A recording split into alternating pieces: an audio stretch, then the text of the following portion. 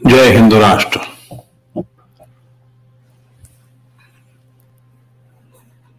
दो दिन से मैं बाहर था और लखनऊ में एक कार्यक्रम था, इसके लिए मेरा जाना अनिवार्य था। अखबार भी मेरे हाथ में नहीं आया, टीवी भी देखने का मौका नहीं मिला। आते ही पढ़ा तो पता लगा कि ये हैदराबाद के विकृत मानसिकता के व्यक्ति ने समझाया है, योगी आश्रम में जाएगा, मोदी पहाड़ों पर चला जाएगा तो अफजल खां की आते भी सब धरती पे गिरा देंगे। ये कोई नई बात नहीं है। मैं और जो लोग इसकी बात सुनकर उत्सुक हैं, मैं समझ नहीं पाता, ये भाव तो हमने बहुत पहले तय कर दिया था। ये भारत विश्व में सबसे भयंकर नरमेधों का शिकार हुआ है।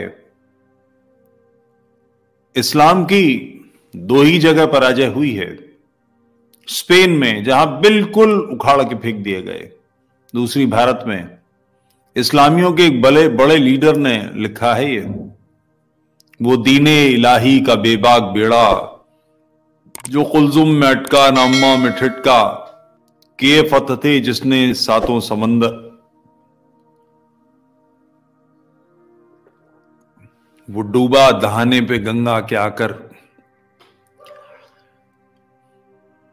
इस्लामियों को इस बात की बहुत तिलमिलाहट है, इसीलिए बड़ी हल्की हल्की छिछोरी बातें करते हैं। मोदी जी से पहले भी धर्म जीवित रहा, योगी जी से पहले भी धर्म जीवित रहा और इन दोनों के बाद भी जीवित रहेगा। मैं नहीं था तो धर्म ध्वजा लोगों ने नहीं उठाई, ऐसा नहीं है। मैं नहीं रहूंगा तो ही धर्म ध्वजा उठाने वाले होंगे। मैं कुछ इतिहास निवेदन करता चलूं। हैदराबाद रियासत को भारत से काटने के लिए रजाकार फोर्स बनाई गई थी। कुत्ते की मौत मरा, भारत से भाग गया, उसी का देवता है, उसी की बेटी का बेटा है ये दोनों भैये। जिस समय ऑपरेशन पोलो पुलिस का ऑपरेशन था, मिलिट्री नहीं भेजी थी। मैं अपनी शिष्टता नहीं छोड़ना चाहता, मगर इतनी चौड़ी हो गई थी कि हाथ डाल के ताली बजाओ, ये हाल हो गया था। यहां से सब भाग गए थे।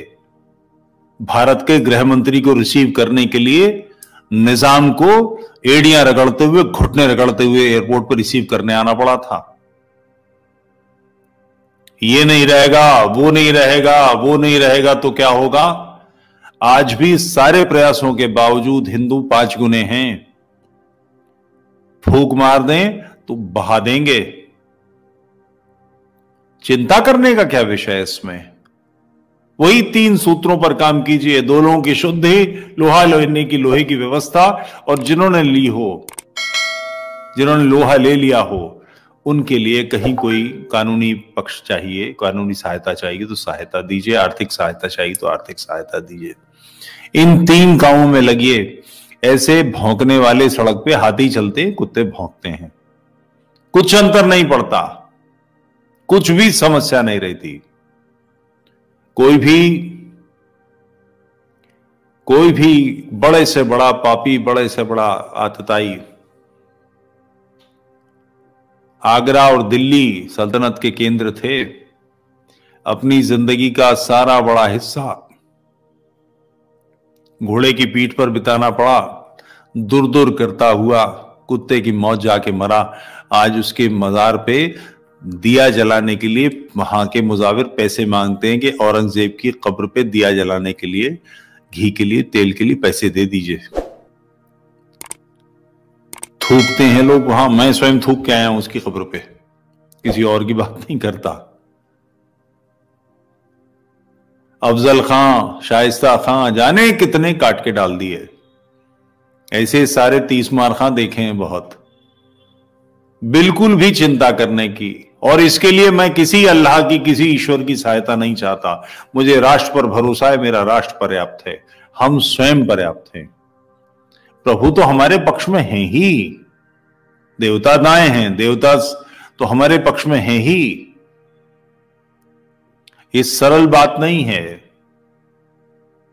कुछ राजनीतिक उछाल के लिए, बातों के लिए 5 मिनट को पुलिस फोर्स हटा लो, देख लेंगे कौन से तीर मार लिए, क्या कर लिया। एक सीट का आदमी सिर्फ एक सीट जीतनी है, जिसके लिए इतनी बातें करता है, और सारे भारत के मुसलमानों का जीवन असुविधा में आ जाता है। इतनी घटिया और घिनौनी राजनीति, उसका नतीजा हम वो हैं जिन्होंने 1 लाख सैनिकों को, जिनके पास तोपें थीं, जिसके पास टैंक थे, जिनके पास ऑटोमेटिक वेपन्स थे, उनको घुटने के बल सरेंडर कराया। हम वो हैं जिन्होंने काट के 2 टुकड़े कर दिए पाकिस्तान के। बाहें फैलानी हमें आती हैं। अफगानिस्तान की बड़ी बड़ी रोड्स, अफगानिस्तान में बने हुए डैम, अफगानिस्तान में बने हुए पावर कॉरपोरेशन के काम हमने किए हैं। हम वो हैं जिन्होंने दिल्ली के मुगल बादशाह को उसके दरबार में औरतों के कपड़े पहना के नचवाया है। हम महाजी सिंधिया हैं। हम वो सिख जनरल हैं जिन्होंने दिल्ली को तलवारों की धार पे रख दिया। हम वो जाट हैं जो मुगलानियों को लूट के ले गए और जिनसे उपले पथवाए 1857 में। हम वो गुजर हैं जिन्होंने मुगलों को मार मार के सीधा कर दिया। हम वो सिख हैं जिन्होंने अपने गुरुओं के बदले लेने के लिए काट के डाल दिए लोग। हमको धमकी देने का कोई मतलब नहीं। वो चला जाएगा तो यूं कर देंगे, बकचाली फालतू की बकबक के अलावा कुछ नहीं है। इसका कोई मतलब नहीं है। एक साथ होइए, एकजुट होइए, इन 3 सूत्रों पर कार्य कीजिए, सबको सीधा कर देंगे। कुछ भी नहीं है, ये कुछ भी नहीं है। धर्म ध्वजा बहुत ऊंची फैल रही है, इसलिए तिलमिलाहट है, आग लग रही है लोगों को। उत्तर प्रदेश का चुनाव आया है, उस चुनाव में कुछ सीटों के लिए काय बाएं करेंगे। इधर आके इस तरह की बातें कर रहे हैं। अच्छा है, करें, मगर चिंतित होने का कोई कारण नहीं है। अंग्रेज को भारत हमने दिया था, मुगलों ने नहीं दिया था। हम आखिरी लड़ाई लड़के, संधियां हमसे हुई थी। हम हिंदू थे जिनसे ये हुआ था। और पिछली बार जो चूकें हुई हैं, इस्लामियों को भी हमने बहुत पराजय दी हैं, मगर उस पराजय के बाद हमने उनके छूटे अवशेष चिन्हों को, जो उन्होंने भ्रष्ट किया था, धर्मांतरण किए थे, उनकी शुद्धियां नहीं की होती तो ये समस्या पहले ही निपट गई होती। इस बार ये गलती ना हो जाए। हमारा संघर्ष, हमारी लड़ाई जिस वर्ग से है, वो मुसलमान कहने का है, वो उसका लीडर है। इस्लाम और मुसलमानों में फर्क है। मुसलमान तो हमारे ही बिछड़े भाई हैं, जो धर्म भ्रष्ट कर दिए गए, जिन्हें बाध्य किया गया, जो विवश थे, जिनमें क्षमता नहीं थी जूझ पाने की। उनको वापस लाना, उनका हमारा डीएनए एक है, उनको अपनी पंगत में वापस लाना हमारे लिए अनिवार्य कार्य है। ये जितने वाचाल हैं,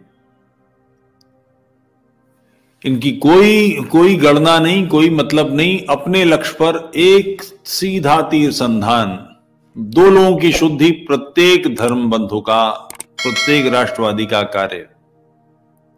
अपने पास जो धन है, जो वैभव है, जो पौरुष है, जो वाक क्षमता है, जो कन्विंसिंग पावर है, जो कुछ है, उसको लगाकर 2 लोगों की शुद्धि का कार्य। अपने बेटों को तैयार कीजिए, अपनी बहुओं को तैयार कीजिए कि छोटे वो देवर की पत्नी बनाने के लिए किसी इस्लामी भगवती को लाएं, प्रसन्न होकर लाएं, उनके लिए रास्ता खोलिए, बाहें फैलाइए। जितेंद्र नारायण त्यागी अकेले न रह जाएं, ऐसे लाखों लाख लोग ले आइए। सारी बातें, सारी वाचाली बंद हो जाएगी, सबके मुंह में दही जम जाएगा, सबकी जबान बिल्ली ले जाएगी।